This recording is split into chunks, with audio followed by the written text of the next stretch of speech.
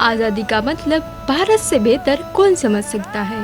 कई सालों तक अंग्रेजों के गुलाम बनकर रहने के बाद जब भारत को स्वतंत्रता मिली तो ये दिन इतिहास के पन्नों में सुनहरे अक्षरों से दर्ज हो गया। आज़ादी को पाना आसान नहीं था।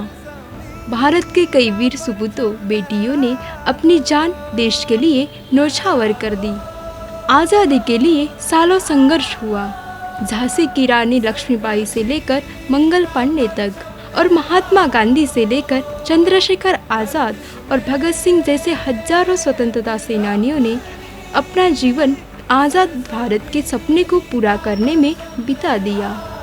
आखिरकार 15 अगस्त 1947 को भारत देश स्वतंत्र हो गया।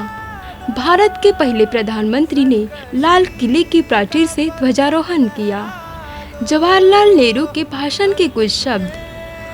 आज एक बार फिर वर्षों के संघर्ष के बाद भारत जागरूक और स्वतंत्र है। भविष्य हमें बुला रहा है।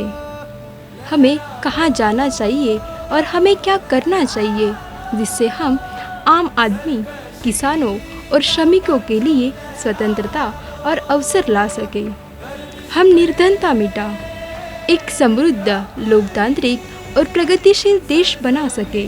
हम ऐसी सामाजिक, आर्थिक और राजनीतिक संस्थाओं को बना सके जो प्रत्येक स्त्री पुरुष के लिए जीवन की परिपूर्णता और न्याय सुनिश्चित करे। कोई भी देश तब तक महान नहीं बन सकता जब तक उसके लोगों की सोच या कर्म संकीर्ण हो। 15 अगस्त भारत देश के लिए गर्व और सौभाग्य का दिवस है। यह वर्ष हमारे हृदय में नवीन स्फूर्ति, नवीन आशा, उत्साह तथा देशभक्ति का संचार है।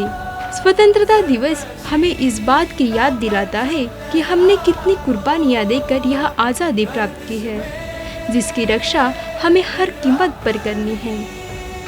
हम स्वतंत्रता दिवस के पर्व को पूर्ण उत्साह, उमंग और जोश के साथ मनाते हैं और राष्ट्र की स्वतंत्रता और सार्वभौमिकता की रक्षा का प्रण लेते हैं। जाते जाते इतना ही कहना चाहूँगी, भूल न जाना भारत माँ की सपूतों का बलिदान, भूल न जाना भारत माँ की सपूतों का बलिदान, इस दिन के लिए जो हुए थे हंसकर कुर्बान।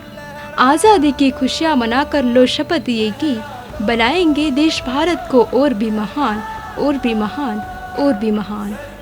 केंद्रीय मानवाधिकार संगठन की ओर से स्वतंत्रता दिन की हार्दिक शुभकामनाएं।